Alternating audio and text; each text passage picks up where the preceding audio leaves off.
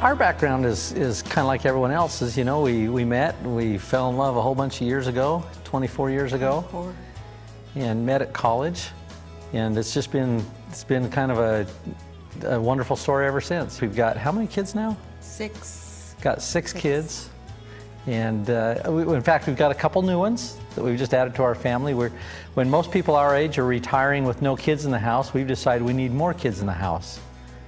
And so we've just recently, in fact in the last 2 years, adopted 2 new children. And so it's exciting to have a large family because it gives us the abilities to, well, I don't always feel young, but at least we think young because we have to. Our kids get us to it. And we do a lot of things together. We travel extensively. That's been one of the most fun things of all because we take our kids and we load them up on the plane just like most people load them up in a car, and we just go somewhere. And we go all kinds of places, and our kids have seen things that have just been, well, it's kind of a miracle. I really look at it in my life. I mean, here's a story that was kind of interesting. Do you remember when 9/11 happened? And we wanted our kids to be able to see that on a more personal way than just on television. So shortly after that, we found ourselves in New York. Actually, the ground was still smoking from the towers that were there, and that's left a permanent impression upon us and our family. And I think what this opportunity has afforded us more than anything is the ability to teach our children and to help them gain perspective in their life and how things are so much different when you have firsthand experience of those kind of things. It's been a real blessing, hasn't it? It's just been amazing for them. It's been a bigger lesson than they ever would have got in school. Well, as soon as that door opens and the kids come home from school, they run to the fridge. I just wanted the school not feed these kids. I know I'm paying for the lunch bill all the time because we just kind of get out of the way so they can feed themselves before we communicate anything. You know, it's a stampede. Typically, if they have homework, that's the first thing they do. They do their homework, and then we do things together. There's weekends we have the house just full of kids. The goal has always been that we always wanted all of the neighborhood friends to come to our house so that we knew what was going on. And so we tried to make this house a party house. And it's kind of turned into one. And that's what we want because we know who our kids are hanging out with. We know their friends very well. We just have a lot of fun. This is a place to come. It's where everybody wants to be. There's probably no place in the country quite like St. George, you know, with the proximity of the 5 parks so close to us. There's just something new every day. One of the things I really like about hiking in Zion's in particular, my son, Braden, my 16-year-old, he loves photography, so the 2 of us can get together. We put our cameras on and take pictures of some of the most awesome scenery in the world. I don't know any place on the world quite like Zion's National Park. It's just such an interesting landscape that you just never get tired of it.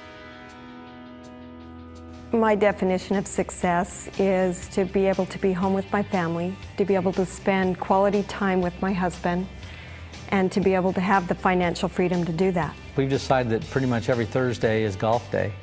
And so we've been able to go out there and make sure that we've got a nanny or babysitter, someone that comes in every Thursday, and we just set our tee times, we go golfing. We've been able to set up things in our life that are important to us because this business allows us to do it. You know, people say that money's not important, but I work 60 hours a week to chase it. And so money is important. It's important that we find a way to generate our money so that we do it in as little time as possible so that we can go out and pursue those things that really are important. And that's what MonaVie's done for us. It's gave us the capacity to decide what is important in our family and make it so we've got the time and energies and financial wherewithal to pursue it. You know, quite often you look at success and think, gosh, they're so lucky. But my experience has been success doesn't come as a result of luck. It comes as a result of planning. And so when you spend your time seeking for the vehicles that can get you what you want, I tend to think a big chunk of people will end up finding our business, our industry. This industry of networking, this career, brings so many benefits that if you're looking for financial freedom and free time, I don't know where else most people are going to go. Every person I've ever met wants financial independence. They don't recognize it, but I say that because the opposite of that is financial dependence. And I don't know anyone who sets out with that as a goal. Never.